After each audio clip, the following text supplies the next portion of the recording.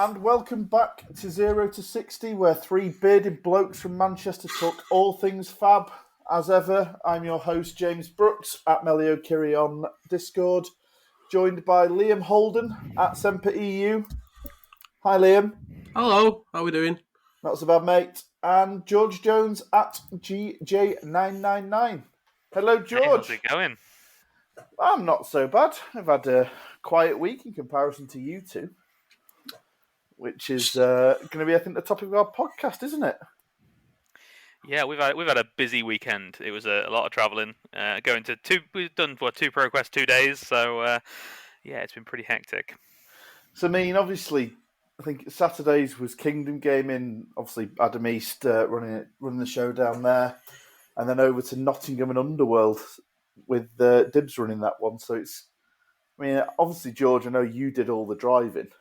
You must have been absolutely knackered with that and the weather.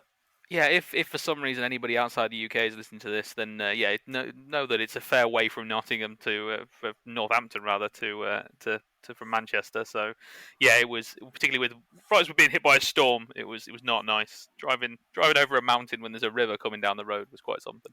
But do you know what? You did it. You got to experience a ProQuest, which unfortunately I wasn't able to. I've got to wait until Manchester and Leeds get their time in the sun. Yeah, it was an amazing experience. Really well run events. Everything went well. It was a really good experience. So, I mean, I guess might as well start off on the Saturday morning. What was it like actually going down for the first ProQuest? There's a few of you, weren't there? Yeah, so there was three of us going to the event, right? There was me, George, and the other Liam Canning. Other Liam. I'm so used to saying other Liam because I'm Liam. I am the Liam. Sorry to break it to you, Liam. Unfortunately, other Liam now. That's it. He's just officially other Liam. But after the performances yesterday, I think I deserve to be called other Liam after that. I don't think you deserve to be called Liam. That's fair. Spoilers. We'll get to that later, shall we? Yeah. So what was it like getting to the first ProQuest? Because I imagine there was a bit of a buzz because obviously we've had Nats and RTNs and stuff. Was it a similar feeling to that, or? No, I'll leave. I can't comment on whether it was like RTNs. I wasn't there. I was at that point, mate. You go ahead. I was going to let you lead just because this was. I was going to let you lead because this is your first time traveling for Flesh and Blood. I suppose you've got nothing to compare it to. So exactly, I've got no comparison point. When you were doing that, I was still at the local armory playing Azalea and losing to people. So you know. I mean, compared to, I think it felt like a Road to National, right? It was the same build-up. Everyone was excited for Nats during Road to Nationals. Everyone was excited for Pro Tour. Even if it just means competing at the higher level during ProQuest, getting to see the wider community rather than just your local scene, is always a good buzz. Meeting new faces, because there's plenty of new people that I've never seen from Road to Nationals. So I think it's always good to see a new competition come into the game. I think you always want new blood. I know it's something we always try and get new players in Manchester, and it always helps freshen things up when Charlie starts coming and brings Kano. Suddenly, everyone's deck changes to bring Nullrune. But they're all upset when he doesn't turn up. Yeah, so now everyone's got a full set of Nullrune just in case he does show. But so, what was the meta like when you got there? Because I know obviously you boys were pretty set with your decks after our testing days that we've done. Yeah, after our testing day in which Liam just destroyed my confidence with his stupid Starvo deck, you can't say you weren't prepared for it. I mean, yeah, it was trial by fire, but yeah, I mean, confidence was a little low at that point. I was just waiting to hear, I'll trigger Starvo and Spinal for $1 billion. Was the rule not implemented if they don't say Captain Planet, it doesn't count? I tried that, but apparently no. No, people went by it. Of course I didn't. But there was a few people saying Captain Planet, which was slightly unfortunate. But I think I only had that once, and at the very end of the second ProQuest, so thankfully. And even then, I think it was in jest. So it was all good. I'm not sure I could have dealt with somebody yelling Captain Planet at me. No, I mean, regarding the meta, it was yes. Day one for Kingdom Game was very Starvo heavy. Very Starvo. There was 17 in total. We'll call it 16 and one Sledge Bravo. Shout out to Ollie on that. Shout out to Ollie with his potion shop. I love it. Gotta love it.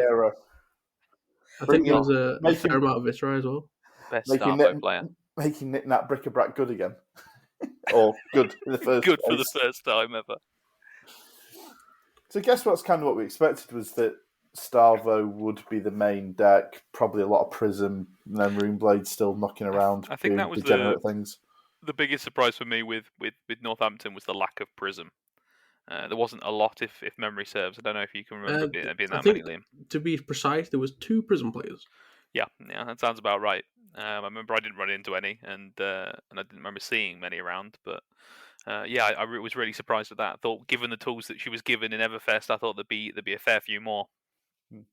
So how did the day pan out then? Because obviously, without that sort of Prism count, almost providing the counter for Starvo, I imagine he was just running riot, or was this kind of their OT? I mean, like, I was expecting a shitload of mirror matches, and I was prepared for a shitload of mirror matches, and I only queued 1 mirror match, which was rather annoying, believe it or not. Like, I was probably the only person in the room that wanted to play Starvo. I can believe that. So yeah, I think so. I ran into it was let me think, because I obviously started the day 3-0, which was a really good start to the day. I ended up facing Ice Lexi round 1. That was over in 6 minutes. Oh, I fell for this ball. Fell for that. You know, you trigger spinal, trigger Oakenol fuse, trigger crippling crush. It's game over at that point.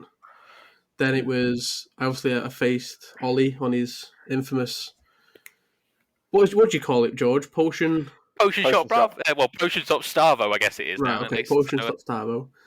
I won that one comfortably, even though I was stressed the whole game because I knew what was coming. I was probably the only people that did know because George is a friend of Ollie's. Then then round 3, I can't remember who I played round 3. I won that anyway. Oh, that was a mirror match. That was the only mirror match I had. I won that because tech's really good for it. Then I did typical Brendan Patrick style, went on stream for round 4 and lost to Viscerai. Then lost to Dan Tripp on Briar, which I decided not to play Nullrun because that's apparently a really good decision these days. And then I lost to Viscerai in round 6, so I ended up on 3-3 day 1. So basically, you were doing great, and then Runeblade turned up. Yeah, I think decision making wasn't great for me. I'll not Arsenaling versus the Viscerai at the very end just to try and stay alive, which I should have done. I think that was his last turn of actually doing something to me. Then I could have started to swing the game a little bit. Against Dan, I should have just ran Nullrun and that different shield. I ran Stagglemite instead of Rampart, so I got more value at the block. And then I got blown out by the Viscerai in round 6. But it didn't matter at the end because I had 2 winning ins, lost them both, and then the last round didn't matter.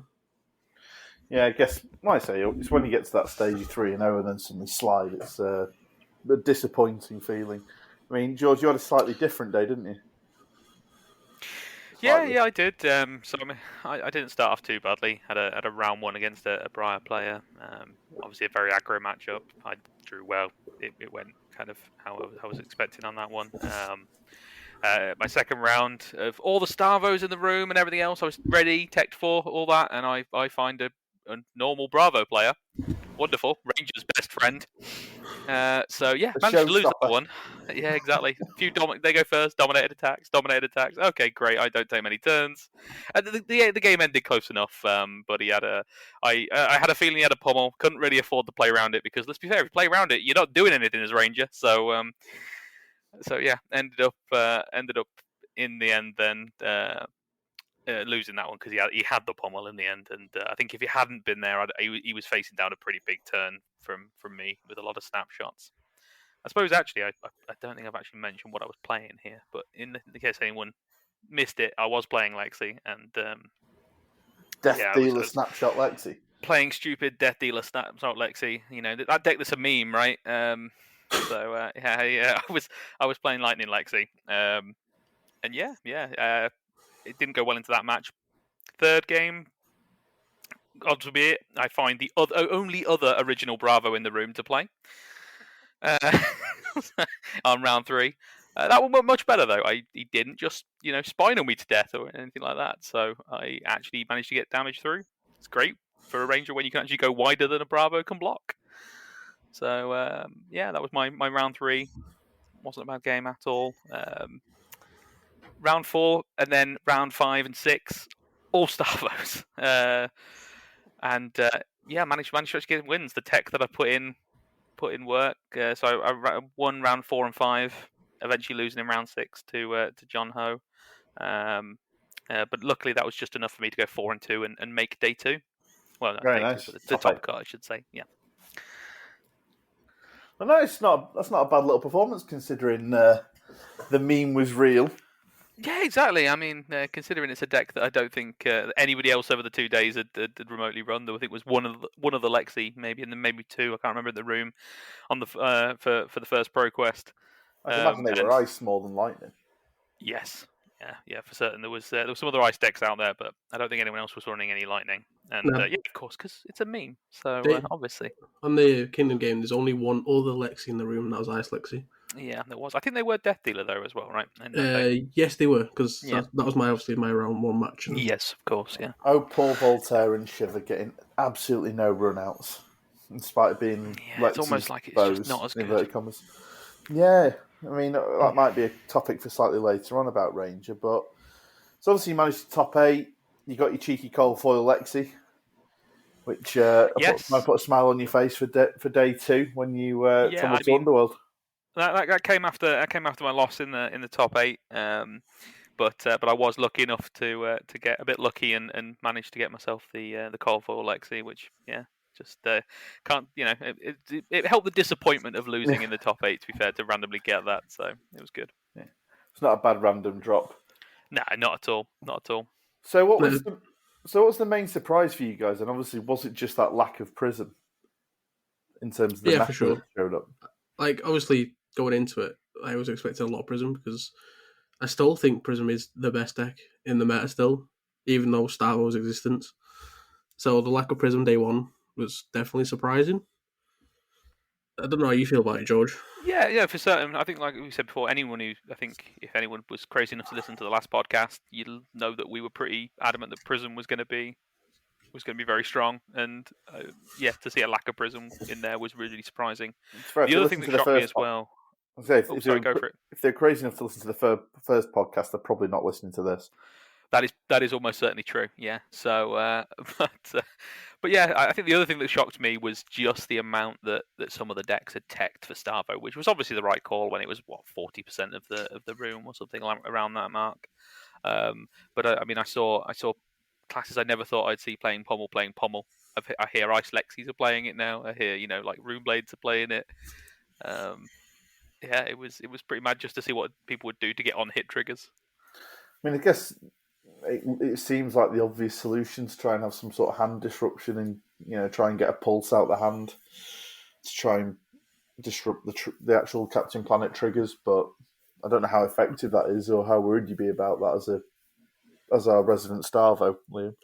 I mean, I think it depends on the hand situation. I think if you really want to keep a specific 4-card hand, then it really does mess you up. But like, you can still trigger off a 3-card hand. Obviously, you give up the arsenal, but like, it's not as devastating. It's when you start like comboing discard. So like, Frostfang and Pummel is a interesting combination because it's double discard. And I think it's more of them combinations that really, really mess you up. Or like poison the tips on 3 different arrows. That's all coming at you. That's when it really starts to mess you up. Who would do that? I don't know. Maybe some wacky demon ranger that I know. Almost the same sort of range that might play a battering bolt into my Saber's Dory deck when I've got 3 attack reactions in hand.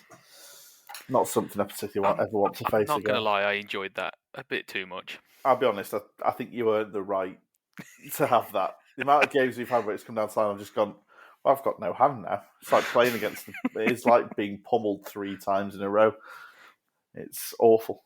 I think one of the saddest things about ProQuest was, I don't know this for certain, Liam, you can correct me if I'm wrong, but I don't remember seeing a single Dory. There was no Dory on either day. Yeah. To my knowledge.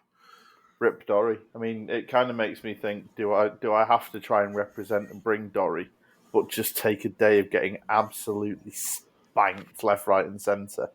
I'd love to say you'll catch people by surprise, and somehow it will work out. But I'm not. I might do, I'm but not so by that certain. point, people might have forgotten how to play Dory, and that's when Dory's good.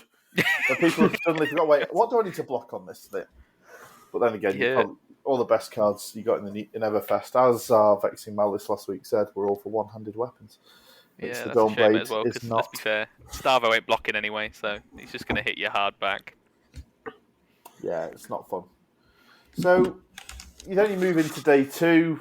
Obviously, you've had put sort of day 1 to one side. What did you see was different when you were in Underworld versus when you were at Kingdom? Did it go to the meta that you kind of thought we thought it was going to be beforehand? So we was expecting exactly the same, because a lot of the people we thought was going to travel from Northampton to Nottingham, because it's not actually like too far away. But the prism count decided to shoot through the roof from 2 to 9. I believe the count was on day 2. So I think we had the winner of Southampton, Jack. He turned up on prism. Obviously, George decided to bring 2 prisms with him on the day, and then there was obviously more prisms in the room. I think it's definitely the right call. Like, it is generally the best deck in the meta for me, and I think people started to recognise that when they started to put in performances versus Starvo. But saying that's 4 Starvo still made top 8 day 2, so... Well, it's almost like the heyday of Chain, when there's almost so many of them that they are, whether it's the best deck or not, it's still going to get into the top cuts. Yeah, it was no surprise that, I mean, I think in the first event, I can remember how much it made up the top 8. I think the vast majority of it still was. At least I know for a little bit of a spoiler for the second ProQuest, but that was exactly half. I think was Starvo of the top 8 in the end. For Underworld top 8 was 4 Starvo, 2 Prism, 1 Katsu, and the other one's deciding not to come to me. Really? Yeah. Oh, Lexi, of course, yes. Yeah. Cheers, mate. Thanks. just like, I was like, you baiting me here or something? I thought you were having me on. I have no idea who that might be. Some person mad enough to do it. Listen, like, I did horribly. I've got to make yourself feel better somehow. So, Fair enough, yeah. One thing we didn't mention with Kingdom was what deck actually won in the end. Chain. Rob Catton on Chain won. Beating Starvo in the final. The big evil is back. Well, did he ever go to warrant being back? I don't know. But yeah, not sure he did, to be fair. Yeah, just aids him on his race to living legend, which, let's face it, I think most people want and desire. So I'm not going to shed any tears. No. So going back, so we had a big splurge in terms of the numbers on Prism.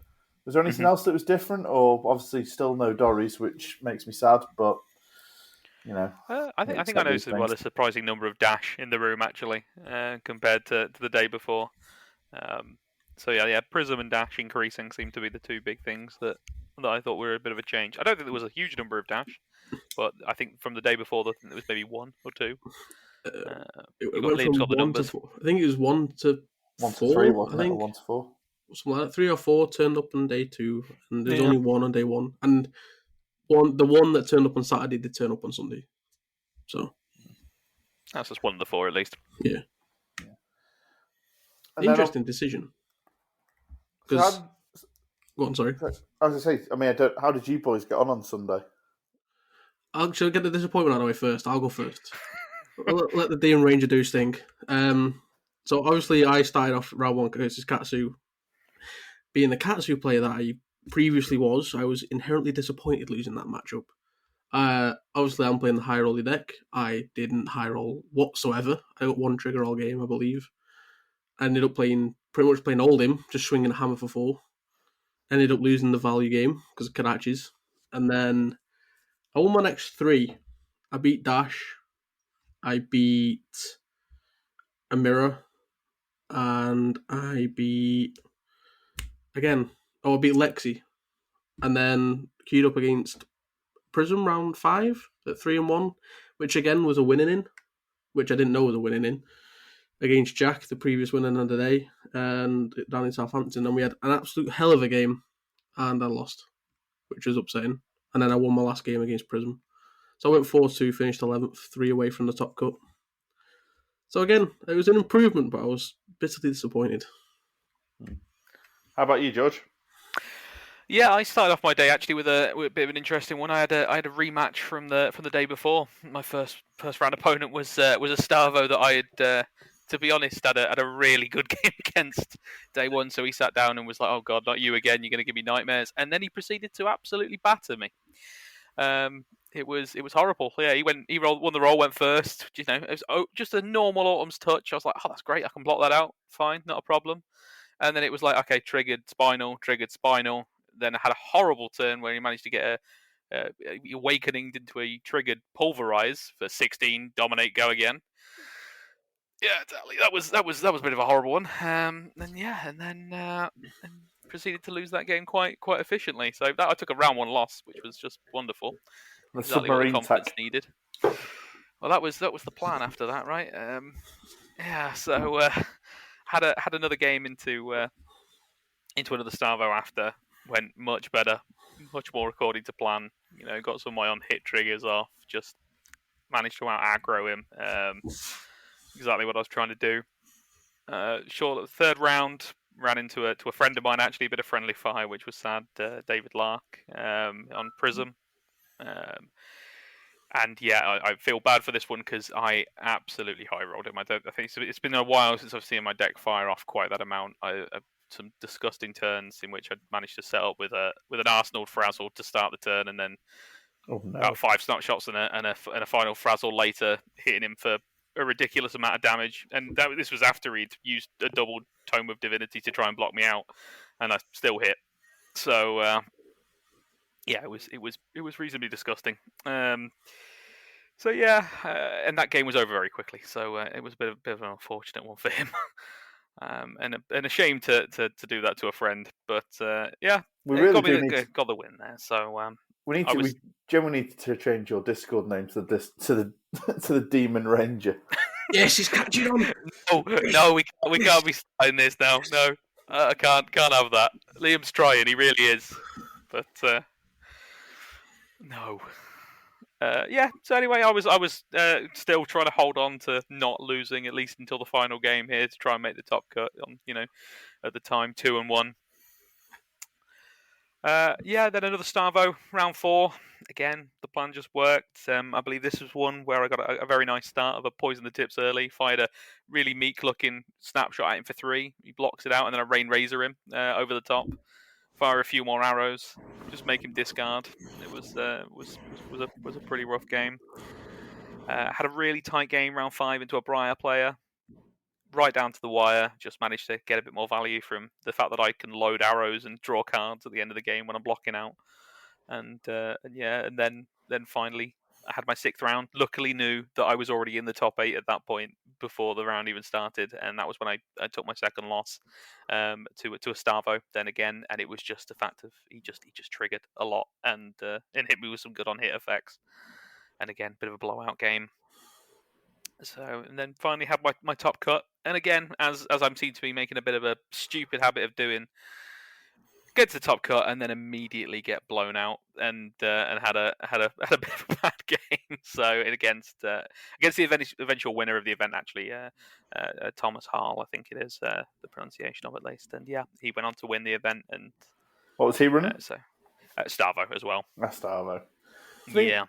So obviously, because you faced a lot of Stavos, what was the main difference between the games where you seemed to, either you went off really quickly versus the games where you got blown out? There never seems to be a middle ground against Stavo. No, I mean I had some that were close, even if it just depends on how much they trigger and whether they're hitting you with these on-hit effects or whether they aren't hitting you with Autumn's Touch. Autumn's Touch for 9, even with a hammer swing afterwards, is 13 damage. To be honest, tend not to block any of it because I'm reasonably confident I could do more damage on that back consistently. So unless my hand's really dire, it just isn't too bad. It's when it's a spinal crush, or a crippling crush, or any of these horrible on hit triggers that Guardian have access to. Those are the ones that just shut you down. And just make the turn so bad. So you have to just soak those up as much as you can, and then just try and put out at least something, and then come back when you get the opportunity. Yeah, I think in the games I've played against Starvo, it's either come down to they've got a pulse in the opener. It's almost game over at that point because they're pretty much triggering non-stop. Even if it's even it's just 13, it's still over a quarter of your life total. So, and then eventually, when they start hitting the on-hit effects, there's very little you could do. Or Oak and Old for 3 into a, what was that? What does that work out? Is it 13 dominated? Disc 2 to the bottom. Oh, Organod's 11. 11. Yeah. Only 11. I thought it was just minor. Yeah. Mere 11. It's Spinal Crush that goes to 13. How dare I? No, Crippling Crush. Crippling, yeah. Spinal's also 11. Yeah. Is that all? Only. The days of my Dory deck going, do you know what? I might get a counter if I hit him for 4. So far gone. Goodness me, the power level. You could then afterwards swing at him for 5. Goodness me, it'd be madness. I know, imagine that sort of ramp. Whew. An extra 1 every time. Luckily, I had to play a whole card to give it dominate, and I only got +1. It didn't give me go again either, so that's just a trigger I could throw out. But not that I'm salty about these things. I was going to say we need a salt emoji right now. Yeah. Well, so having seen where the first weekend's gone and heard about some of the other ProQuest going on, do you see the meta changing much to try and think it's going to go more anti-Starvo, or do you see people trying to run something slightly different? That's an interesting question, to be honest, because it's like Starvo's conversion rate's really good. It was where it's supposed or expected to be with the amount that's turned up in the room, but it isn't the best deck because it is how much you trigger, how high rolly, how low rolly can you be. It's not even sometimes about the opponent taking into you because, like I said before, like if I have to discard a pummel of a 4-card hand, discard off a pummel from a 4-card hand, I can still do a 13 of 3 cards. So it'll be interesting to see where it does go to. I think if I had to properly guess, it would be more Prism heavy, and people might actually tech for Prism more, would be the way I'd guess. Unless people are really scared of George and they start teching for Lexi. Yeah, that'll be the day, won't it? When someone starts teching for Lexi. It's I look forward to that. Because I guess, my assumption was to be almost an equal portion of Starvo to Prism, so probably a lot more Viceroy as well. So I know a lot of people started running Viceroy. I think some of the new cards like Swarming Gloomveil, Reveling Runebloods, that sort of thing, are still incredibly powerful cards. And like I say, it comes almost down to the high roll at that point of who draws first.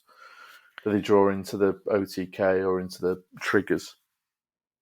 I think that's the one bit we've overlooked in that maybe we just didn't play that many of them. Like obviously, apart from my top 8 game on the first ProQuest, is that there was a lot of Viceroy around. I think Liam's our man with the numbers today. So how many were in the 2 ProQuest? Liam, I think Viceroy? we had 4 Viceroy on day 1. There was I don't know the total on how many Viceroy turned up on day 2. There was a couple. Right, There's definitely a couple in the room. I'll kind of look at that. Along with a couple of Channel Mount Heroic Briars, weren't there as well? It was actually Earthbriar, not strictly Channel Mark Heroic. So that one, the Channel Mark Heroic Briar is more Cheerios with Channel Mark Heroic, where this is actually playing fused Earth attacks. So it's playing your Burgeonings, it's playing your Stir of the Wildwoods, that sort of, your Bramble Sparks. Oh, Bramble Spark. So just having a quick look there, it looks like for the Underworld ProQuest on Sunday, it was 13 Viceroys. 13 Viceroys in that room? Oh no, sorry, 2. Yeah, I'm reading the wrong. They're similar colours. I was like, bloody hell, I thought that was more than... I was going to say. I didn't think there was that many, but just the 2. I thought there was more for some reason. I thought there was more like 5 or 6, but I could have been obviously wrong there. So, Well, no, I think I can see a lot more people either teching for Starvo harder just because they know what's coming, but I don't know exactly what that tech is.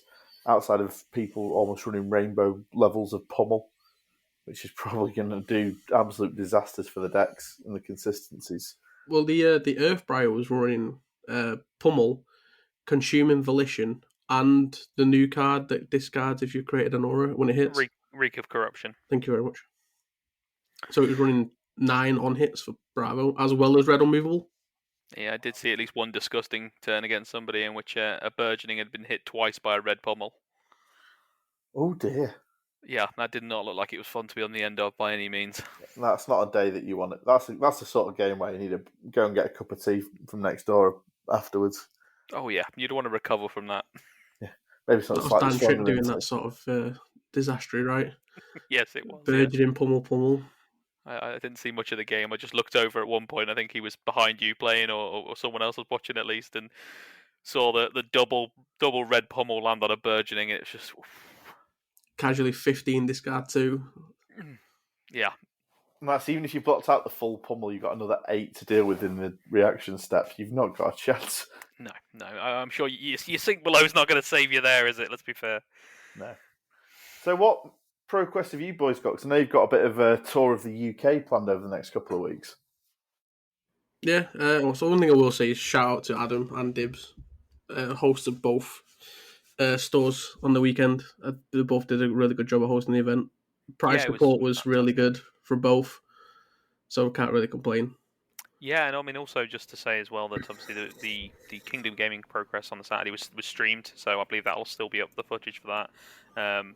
Also, Baz the Bard was there recording at least some of the games. I don't know how many he did actually, but I know he did the top 8. Believe that he did the top 8 and the top 4. So he did quarterfinals, and this is your quarterfinal, and if you want to see semi-final. Play truly terribly, you can see it in the quarterfinals, and I'm not going to be watching it back, but having watched it, you weren't that bad. I appreciate that. Cheers. Yeah, and the nicest thing that's been said on this podcast between each of us. Compliment. You weren't too terrible. Yeah, it could have gone worse. The full broadcast is at Kingdom Gaming Live on Twitch, so if you just put that in the search bar, past broadcasts, and you'll see it. Yeah, there was a lot of good games as well from what I hear on the stream. I haven't watched any of them back myself, but I hear there was a lot of decent ones, and I know they were at least trying to prioritise not having Stavo mirrors on constantly. No, Stavo versus Viscerai apparently was the main attraction to that day, which I was a part of. Failed miserably. Yeah. The unfortunate game. So what else have you got going on then? So where you're at this weekend for your pro questing? So on the Saturday we're off to EH Gaming in York. So we've got that first, and then we're actually back down towards Nottingham again, going to Boards and Swords and Derby. Very nice. I mean, that's obviously all now with the news that the next pro quest after New Jersey is actually going through in Europe, but is not yet to be announced. So that means we're probably due another ProQuest season between now and June, from some of the new interviews that Mr. White's been doing, putting himself about. It's looking very, very full, isn't it now? I mean, ProQuest season, skirmish season. We've got the Battle Hardened here in the UK. We've got a calling finally in Europe. Yeah, we've got Krakow. Very, very full calendar, and then who knows? Maybe we'll actually get to go to a pro tour in the US at some point if one of us can stop either losing just before top 8 or losing in top 8. Yeah, it's definitely a year to make sure that your passports are in date and your travel insurance has been booked. Because the pain. We're going to be, because I think between the three of us are going to be doing a lot of travelling. Because let's say if there's because there'll be another calling after Krakow, which, according to, I can't remember the channel, it was one of the French ones. I think it's the French for Eye of Ophidia. They were saying there's going to be another calling in Europe attached to the second ProQuest, along with pre-release, which kind of times it to June. Give it to us, please. Please, just so I don't have to travel so far. But the travel's what makes it fun. We've discussed it. It is, but sometimes it's just nice. Do you know how much I'm going to enjoy this ProQuest at Fanboy? Just because I can jump on a tram home and 40 minutes later I can just fall into my bed, rather than letting George, trying to humour George for 2.5 hours. You make that sound like George is a burden at that point to you, when he's very kindly taxing. No, but I didn't want him to get bored for 2.5 hours losing his mind trying to dodge wind. basically had to swim there to be fair. Yeah, when you get a canal boat there faster than you can actually drive, you know there's something seriously wrong with the UK weather. But yeah, I wouldn't mind if someone a bit closer. A 14-hour day was quite a lot. Yeah, but you know, at least you get a little bit of respite when we go up to Living Realms in Leeds. So I've said I'll take the driving duties for those, which I don't mind doing. But so I mean, obviously, one of the things that has been going on is Mr. White has been putting himself about a bit more and started talking about obviously the second Pro Quest that will be coming up this year. Kind of timed it at June to coincide with the solitary draft set we're getting this year, but that's one for another day. Yeah, that's a whole other topic. Oh, it really is. But he keeps mentioning this sort of Fab 2.0 and how it's addressing some of the things that they've kind of identified as wrong with the game, whether that's the secondary market. I don't know, we've been quizzed on this in the two latest ones. I think it was Instant Speed and the French Iverfidia. Is there anything in particular that you guys would want to see change in Fab, to whether it's the secondary market or anything across like a whole sweeping change of what they could do? I think the release, I think they need to definitely look at like First Ed and Unlimited, right? Because we had problems with people getting access to First Ed and then having to wait a long time for Unlimited. And then now is the case of everyone can get First Ed and there's no point to Unlimited. So, like, why not just release it as one set and just deal with it that way? I think that'd probably be my solution, whether that's kind of disregarding the part of the game, because obviously collectors want their stuff and the players want their stuff. Like, it doesn't bother me about call foils and stuff. Like, I just want the cards to play with. I think you're the same with that, George, right? You're not really bothered about call foils and stuff. Yeah, I mean they're nice to have. They're nice things to have. You know, pretty cards are great, but I'd much sooner just have reasonable access to the cards that I need to play with. So I think, yeah, for me, the change, if seeing a change to the unlimited first edition model would be great. Doesn't seem like they've got it quite right at the moment. I also just really want to hear what they're going to do with reprints and how we're going to get access to some of these old legendaries. That for me is a really big one in terms of what hopefully Fab 2.0 and what the announcements we're going to see in the coming months are going to look like. I don't know what old legendaries you need anymore. You seem to just keep pulling them every other week. Yes, yeah. I mean, I was lucky enough for my my prize support from Underworld to pull a Mask of Momentum. So and that was after a Brave Force Braces. Yeah, that was another set of prize packs actually for that winner box up in Blackpool for Lazy Dragon. Another great store. We're lucky to have around up. But yeah, so if you need an L, just drive to Manchester and get George to open your packs. That's what I'm doing. But yeah, I mean, I think on both of those points, I mean, like, I think it's documented our feelings towards Everfest, and you know, obviously it's got potential as a set, but not sure how quickly it'll realise it. I'm certainly not going to be jumping to get Everfest Unlimited. I don't think I rushed, didn't get any Tales Unlimited. I mean, we just had a fantastic draft session with Monarch First Edition, which I happen to have sitting around. And again, I don't think I got any Monarch Unlimited either. I mean, let's just address that for a minute. I mean, you talk about me packing L's, Liam. You managed to open both in that from the Monarch. Yeah, that was pretty interesting to open in 2 L's from Monarch First Edition. Obviously, unfortunately, they weren't my L's; they were James's. But yes, I have the honour. You did. Yeah, my wonderful case that I bought. Going, no, I'm going to be one of those evil investors. I'm going to use this. I'm going to stick it in a corner, and then we're doing our testing day. I think we're all getting a bit hot and a bit bothered dealing with Starvo, and otherwise known as Liam had beaten us up so many goddamn times that we needed to lighten the mood. And then I kind of wish I didn't that day because I didn't draw anything Saturday, Sunday, so I wish I could switch it around. Whoa. Says the guy who subjected a poor Ice Lexi player to 3 triggered attacks back after back. One game, but like on Friday, the testing day, like it was amazing. It was just like the deck was just so good, and then I changed to like Katsu, and I was just drawing full combo lines, and then that was changed objectionable. Turn 1 during the full Mugenshi line on George was really not fair.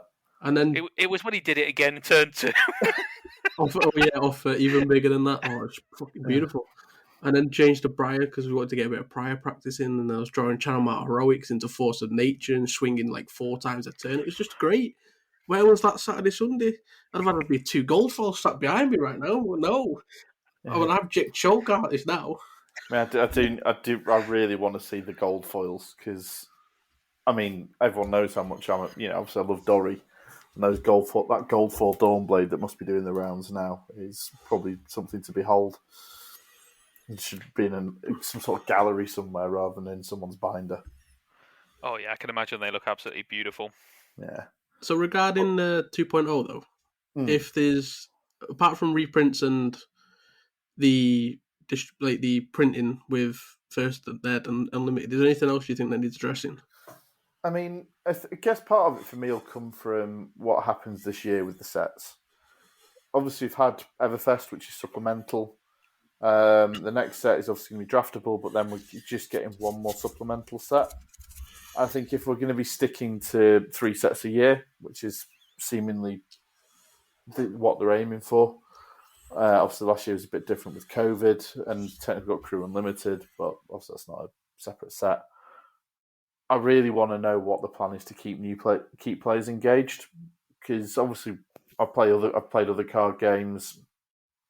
I played Hearthstone for my sins, and you can get very stale metas where you're going to get a lot of, let's say, a lot of Starvos now, a lot of Prisms, and the other heroes. Now, there's always going to be a best hero. There's always going to be that sort of tier 1 list that everyone's trying to beat, but you kind of want, relatively speaking, changes in the meta, things to pick up and heroes to rise, to drop off. And I think we've not really had that since Monarch. It's been Runeblade, Guardian, Prism. I've not really known a different meta for the last almost year. Yeah, and it doesn't look like it's changing right now. I mean, obviously a slight aside from that, but one thing to actually note on the 2 progress we attended is that outside of myself, as it actually happens, every other class was Runeblade Illusionist and Guardian. Oh, there's a ninja, right, as well? Oh, there was one ninja actually, yes, in top 8 of the second day. Yeah, you're correct on that one. But that was it. So it was two out of the 16 between the 2 days that made it. I mean, the only counterpoint I can think of regarding your point, James, is like the more sets that come out, do you not feel like the quality would drop? So like the less sets there is, the higher quality of set you would get. I don't think so. I think the reason for that, I'm not saying we should have a new set every month, or like Pokemon, where there seems to be a constant flood of new products, or like Magic. But whether it's 3 sets a year, or at least making sure we have 2 draft sets a year and then a supplemental, I think is almost the minimum that I'd like to see. Ideally, I'd like to see, if I could just say this is what it's going to be from now on, and assuming that the quality stayed at that level, is a draft and a supplemental, and then draft and supplemental in a year, which is like 1 set a quarter. And whether that's too much in terms of getting card designs, in terms of actually balancing the set and doing the play testing, which we know has been questioned in the past. I mean, do we think this is somewhat in response to obviously them having to ban a few things on release? You know, for example, Dawnblade and Duskblade even. Don't you dare ban my Dawnblade, boy. How could we? It's too overpowered, mate. Obviously, exactly. it's too powerful. But yeah, the Duskblade even, and obviously then having to make a few other bans. Do you think that's maybe to give them a bit more testing time? Is that why we're thinking that maybe they might change this release schedule? Yeah, I think going from 4 to 3 is probably better. I think 3 is definitely good standard, but I'd probably agree with James' point. I think they go like, I don't know. It doesn't matter if it's draft supplemental or supplemental draft. You know, any order. I think 2 draft sets a year is definitely better.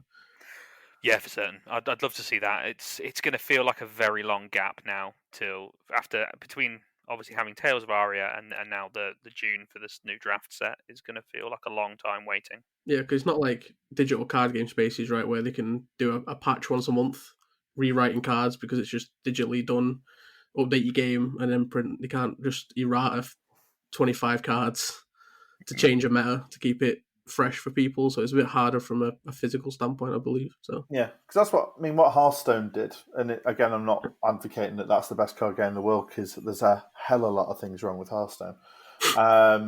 Which again it's a different podcast. It's not 0 to 60. They've introduced mini sets, so they'll release a main set 3 times a year, and each set then has a mini set of like 35 cards or whatever it is, to try and just change the meta or try and give things a little bit of a push. Obviously, you can't do that. Like you said, you can't do that with physical, but it's also how far ahead they plan with these things as well. Because let's face it, if you print one new adult hero in a set, you know everyone's going to jump on it. You know that everyone wants to try the new spice, especially when Guardian's been so prevalent in the previous meta with Oldhim.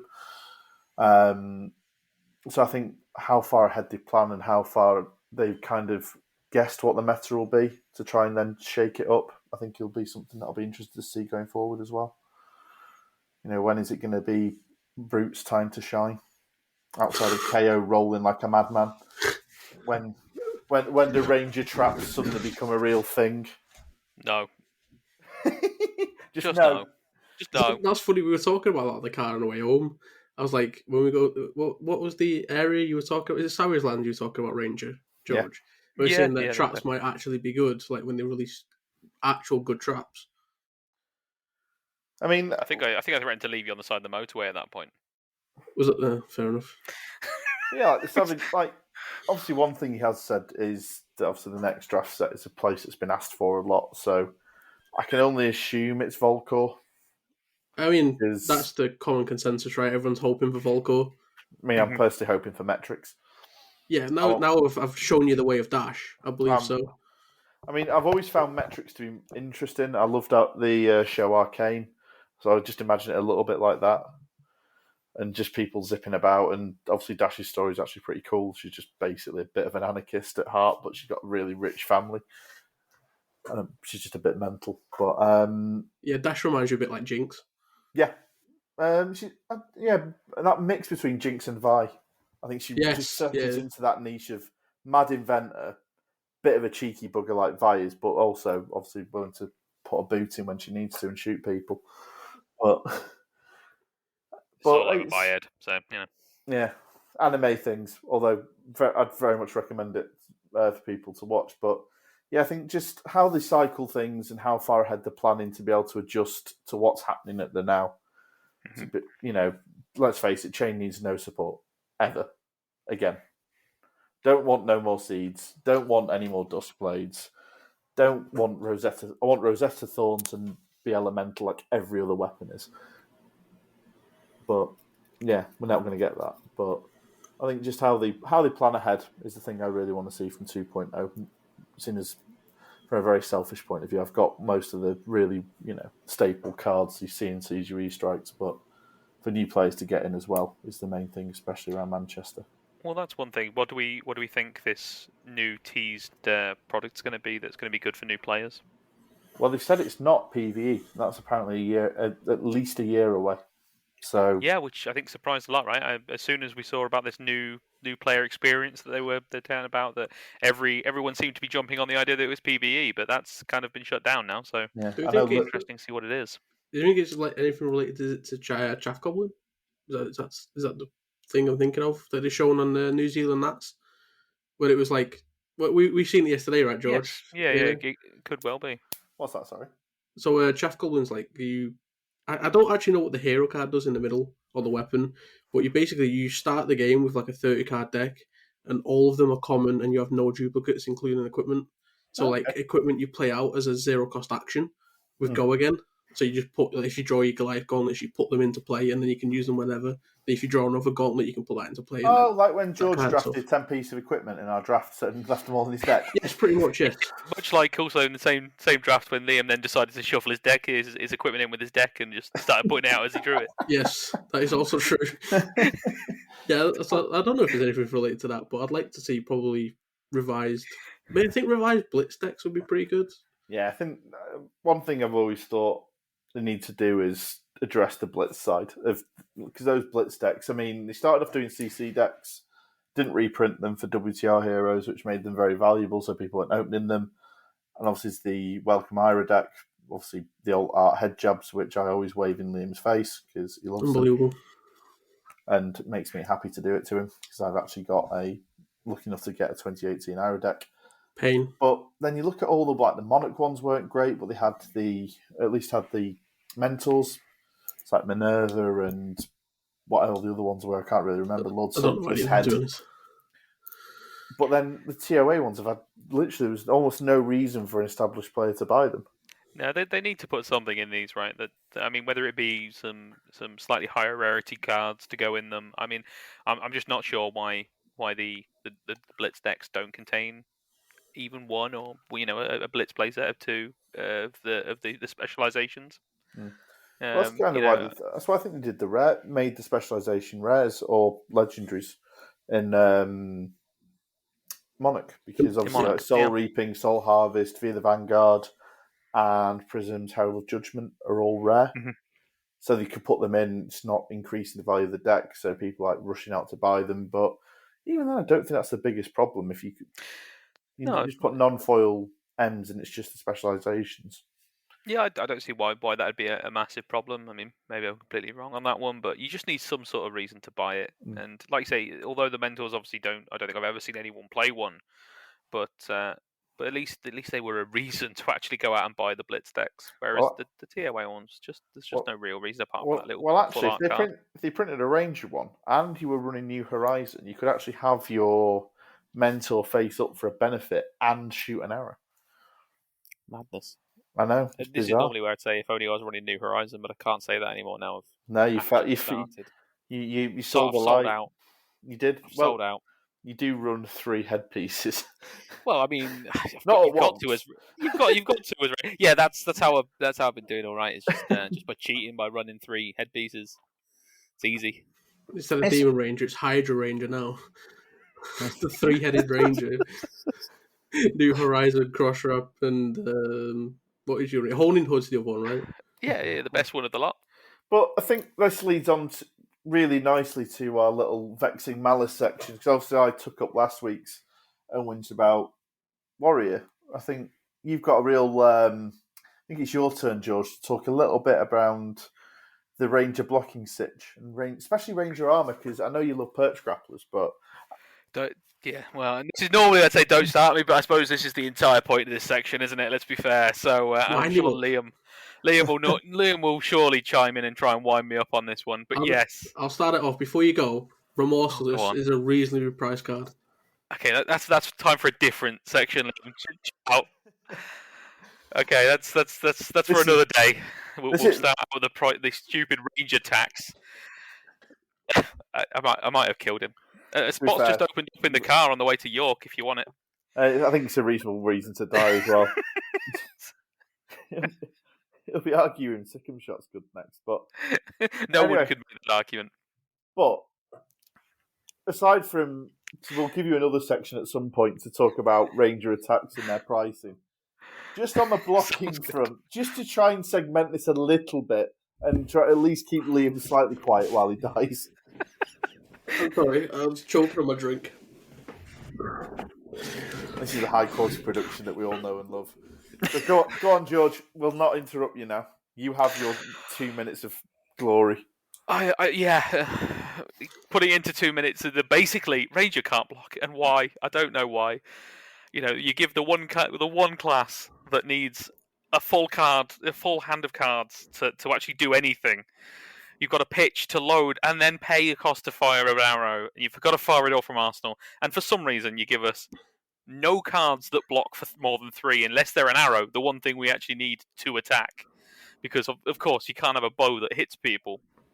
There is one trap that does 4. Oh, just get out! Just no, it's terrible. You mean my 0 cost terrible trap that could only be played from Arsenal? What was this about letting me speak and not triggering me? Well, come on. Tripwire trap is it's fucking terrible. Oh, but yeah, yes, of course, my 0 cost blocks for 4 that somebody can pay to get around. No, it's fantastic. It's great. Oh no, on hit effects, unless you happen to pay 2. I think I'd rather just run Sync Below. It's almost like people do. But yes, anyway, they give us no cards that block for for more than 2. Literally, the only one before the new set was knock the death whistle, which is an Azalea specialization. It was the only non-attack action that blocked for 3, which is ridiculous, absolutely ridiculous. Why none of the new ones do? Only Try Shot now gives us another one. It's just terrible. And then to top all of this off, for some reason, we get no block on our armor unless it's Blade Break. So Perch Grapplers. Let's have a look at those. A lovely piece of majestic equipment, and came out crew. The same set that gave us wonderful pieces like Courage of Bladehold. For some reason, Rangers get a nearly unusable effect of paying 2 to get go again. Let's not even start looking at Breeze Rider boots for ninjas, which is free. And we get a block of 2 with Blade Break with it. So instead of getting Temper or Battle Worn, wonderful. That's fantastic. So and then obviously the amazing ability of New Horizon, the fantastic thing every Ranger wanted. People who were even saying it was going to make traps playable when we got New Horizon. They were morons, obviously. I tried it. No, actually, no. I was going to say I did. I didn't. I was sensible. I knew they were bad, even if I could keep one in my arsenal. But but yeah, they gave us New Horizon, game-changing piece of equipment. It was meant to be, and for some reason, when you block with it, you see yourself, which is just fantastic. Whoever knew? This legendary piece of equipment, 2 Blade Break. Ooh, should be so powerful. It should be great. Not really. There's a condition on me having a second arsenal, and then when I block with it, it doesn't just blow up my new arsenal; it blows up the old one as well. Fantastic.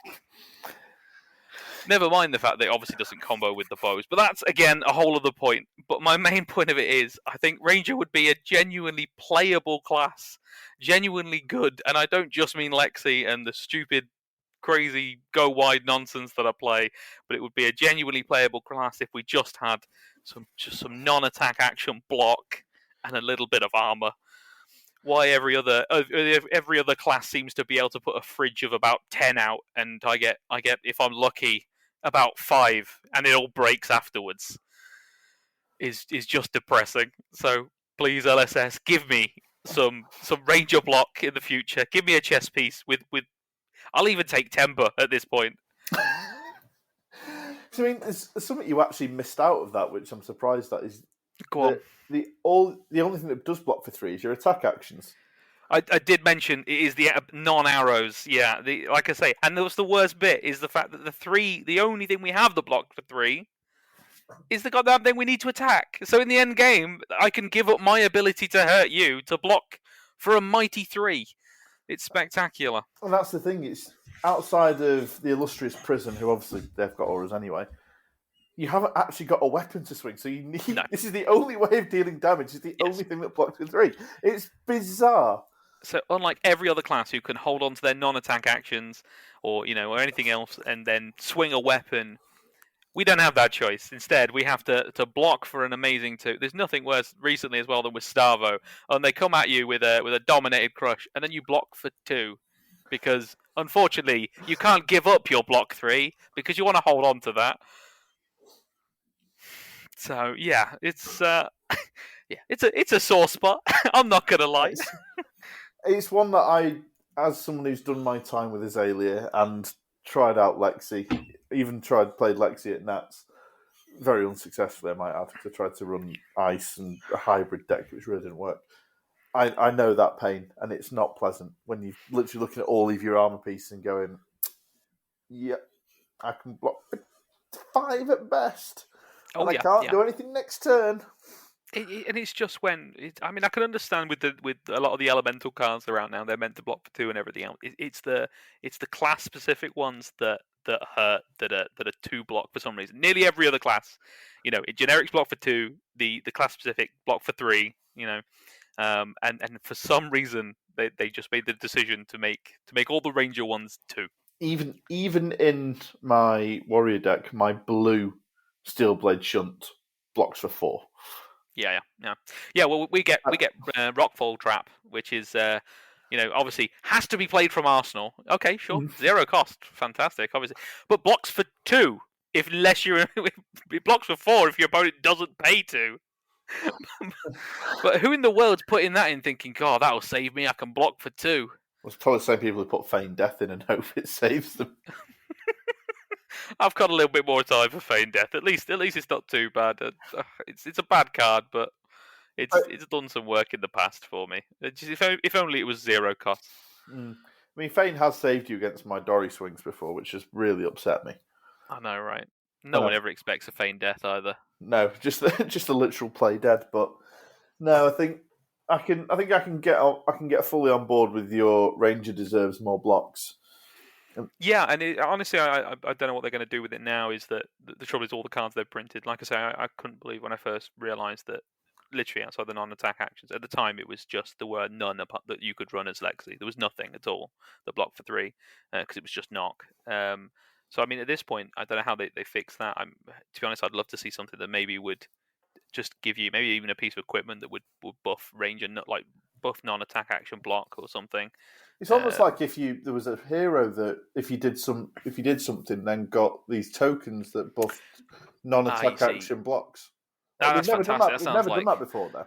That sounds like design space. I'm sure they'd love to explore, but I don't think they'd give us that because we're not a Rune Blade. No. So unfortunately, not going to happen. Yeah, I mean, to be fair, Liam, you've been very well behaved there. I thought you would have tried to trigger him a little bit more. No. I can't trigger George when he's having a rant, right? I can't help myself. I'm going to say George's favourite comment. It is, Rangers aren't meant to block. Yeah, I've heard that way too much.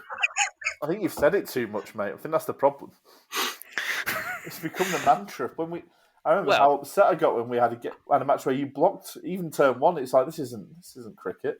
Well, I've got to learn to accept it. So obviously now the obvious statement is blocking's for cowards because let's be fair, it is. Just goad them into it. No, it's not. Not when I'm playing reprise cards. Please block just with 1 though. No, I don't want to give you your stupid reprise effect. You're not going to get to punish me for blocking. Oh, God, it's almost like Warrior be a good matchup if you didn't field an extra 10 health at the start of the match. Imagine if we had to reload. Whew. That's another day. We're definitely going off on a tangent now here. Oh yeah, a whole other day.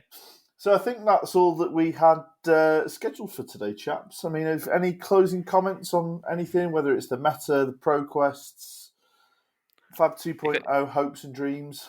If anyone made it to the end of that rant, thank you very much. And it's all you have to hear from me now. I mean, I'm done. It's all good until the next time I die after putting down a block of 4 or something.